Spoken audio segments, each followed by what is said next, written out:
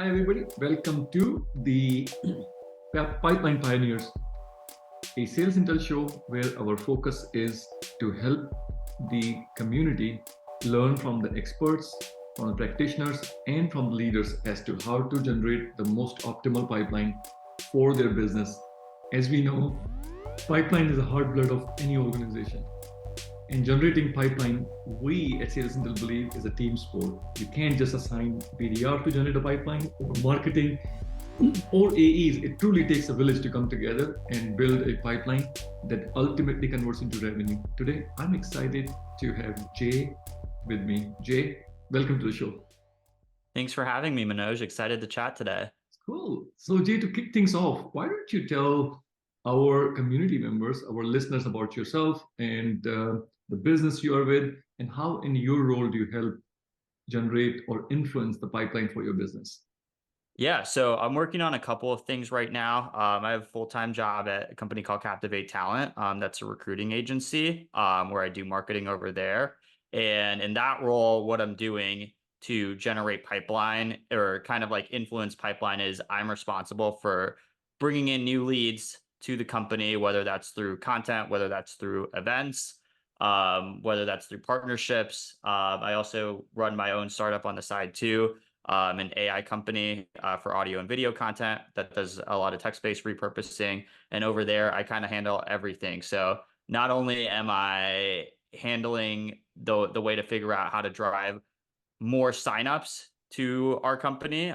We do a little bit more of like a product-led growth motion over there, but also figuring out how once those people sign up, how to convert them a little bit more at a better rate. So I've kind of worked on a lot of things early stage marketing. Full-time wise, this is my third time as the first marketing hire to kind of come in and set things up. That's awesome. Seems like you're the magic touch. You figured it out. So last year was hard for many companies, Jay. Lots of companies just didn't hit their numbers. Macroeconomic headwinds were so heavy and strong, coupled that with a lot of inefficiencies in the go-to-market motions, right? And we all made lots of mistakes. When you look back at 2023, is there something that you look and say, gosh, I wish I'd done things differently? Yeah, I think I'll talk a little bit about Captivate because this is coming up on my third full year over there. So last year was my second. But so Captivate specifically, we do a really good job on organic traffic and creating inbound leads from that channel, but we haven't done that great of a job on the event side. And so last year was a little bit tough, right? So we spent a decent amount of money, our website absolutely crushed. We were way higher ROI in terms of time and money invested, but on the event side, there was a lot of room for improvement over there. So that's probably the biggest challenge for me. And as an early stage marketer, that's something I'm excited to kind of spend a little bit more time in this year. We're going to quite a few more events for Captivate, and so I'm excited to try and figure this out and kind of close up any of the leaks in our funnel on that side. That's great. That's awesome. So perfect transition to 2024, the new year, new budgets, new initiatives. I know you're excited about events as a channel for you to build a pipeline. Is there anything else you're excited about, or you want to double click on events and give us some more insights? Yeah, I think I am probably most excited about events just because we are really kind of tripling or even quadrupling down on that in terms of number of events we're attending. I think it's about 3 to 4x from what it was last year. So excited to talk about that. And we are starting to dabble a little bit in paid as well. So happy to talk through that as well. That's great. Let's tell our audience, like, what kind of events are you attending? Are these small, intimate dinners and happy hours, or the large industry conferences? Yeah, so we're doing a little bit of both. For me personally, I think we're really trying to figure out and narrow down what kind of ICP we should be talking to specifically on the event side. So we have pretty successful stream of, leads and pipeline coming in from our website.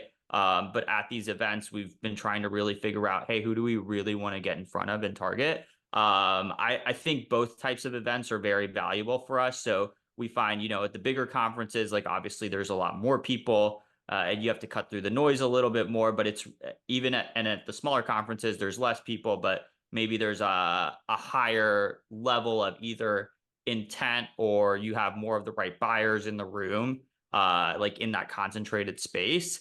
But for us, it's really trying to figure out, how do we just get in front of the right people, generally speaking. So, those people are going to be around at big conferences. They're going to be around at small conferences. And so I kind of like the mix, and we're kind of working on and testing through a few things.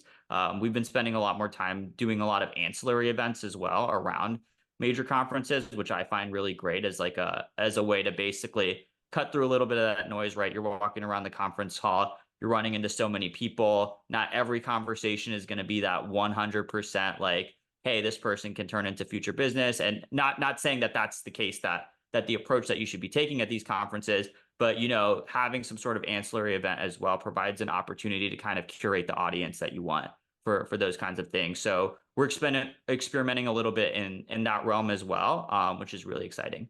That's awesome. That's awesome. So Jay, let's switch the gears. I am going to share my screen with you.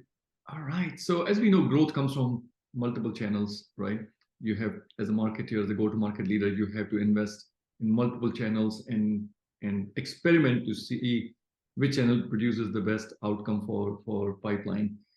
Here in this exercise, you have 100 pennies, right? And these are all the channels across which you can invest these 100 pennies. Your goal is very simple: to generate the most optimal pipeline for your business that ultimately converts into revenue. How will you distribute these pennies? Yeah, so I want to start, before I tell you how I'm going to distribute the pennies. I'll do it from the Captivate Talent approach, just because, like, obviously the startup that I work on is also very different. So kind of the caveat, I guess, with what I'm sharing on how I'm going to distribute the pennies is we're talking about a service-based business that has a high ACV, essentially. So it's going to be a different solution, right, for different types of businesses. But for Captivate specifically, I'd start by putting probably 3 pennies on the founder-led growth. And I think actually my answer for a SaaS company would probably be pretty similar, just the way that things have kind of gotten. And then on the other side, I would want to put maybe 1 penny on customer-led growth. Mm-hmm.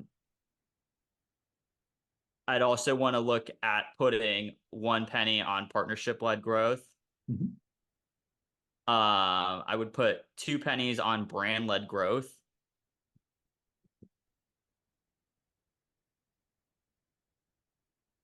And then I'd probably split the difference actually and put, so for Captivate specifically, 2 penny, or actually we only have 3 pennies left. So I'd put 2 pennies on marketing-led growth and 1 penny on sales-led growth.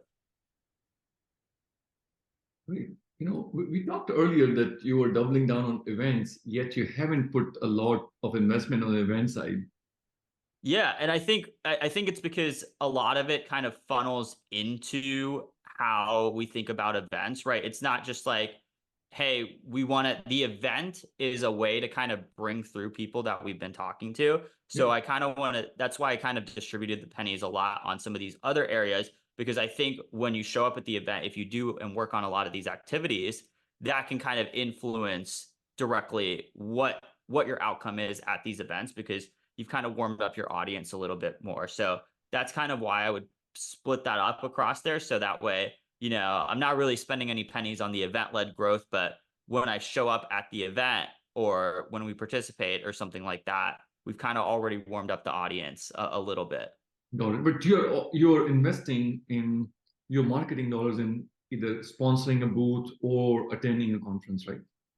Yeah, we do a lot more attendance than we do for sponsoring the booth. I'm kind of a little bit bearish when it comes to sponsoring booths. So yeah, that's why honestly, if I had 1 extra penny, I think I'd probably put it on the event-led growth. Yeah. But this is a really good mix, I think, in terms of what kind of works for our business. This is great. I love your focus on founder, 30 pennies on founders. That means like you have your founders out and about, right?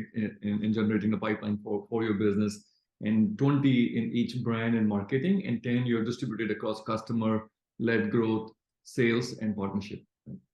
Yeah, absolutely. I really believe in the founder-led growth piece. I think, the other day I was on a webinar and they were talking about, I don't know if you're familiar with Adam from retention.com, Yeah. but he had gotten a lot of signups for his new B2B product directly by posting on LinkedIn. So Yeah.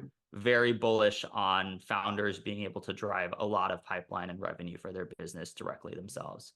That's awesome, man. That is awesome. Well, let's take a look at this slide where this is the average of all the go-to-market leaders from last year to this year investing into you know investing their 100 pennies across all these channels.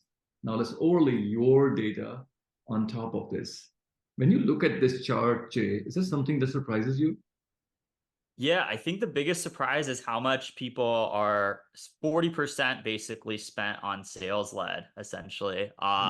That is really interesting to me. I think sales led it can work. But I think doing some of these other activities that are on this list are you'll see a lower customer acquisition cost.